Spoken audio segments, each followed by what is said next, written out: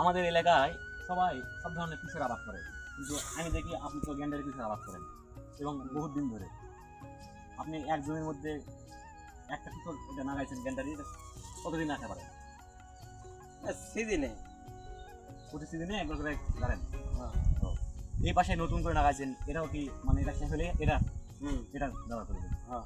এই গ্যান্ডারিতে তো চাষ করে না, মূলত আপনি এটা গ্যান্ডারি চাষ করে বিক্রি করেন। আপনি তো বাইরে কোনো বিক্রি করেন না, এটা নিজের চাষ করে বিক্রি করেন। রস বেচার জন্য। এখান থেকে কি ভালো ইনকাম হচ্ছে? হ্যাঁ। মানে অন্য অন্য কিশোর আবাদ করার থেকে এটা আবাদ করে একটু লাভ বেশি। এই জন্যই আমি আপনার 30 টাকা পিস বেচা 25 টাকা। মানে একটা পিসের দাম 30 টাকা, 25 টাকা, 30 টাকা, ভালো হলে 40 টাকাও, তাহলে তো ভালো লাভ আছে।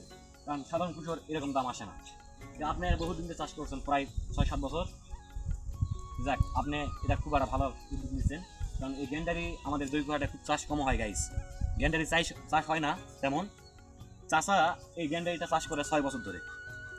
এই গ্যান্ডারি বড় করে বাজারে নিয়ে যায়, নিজেই ওয়াশ করে বিক্রি করে।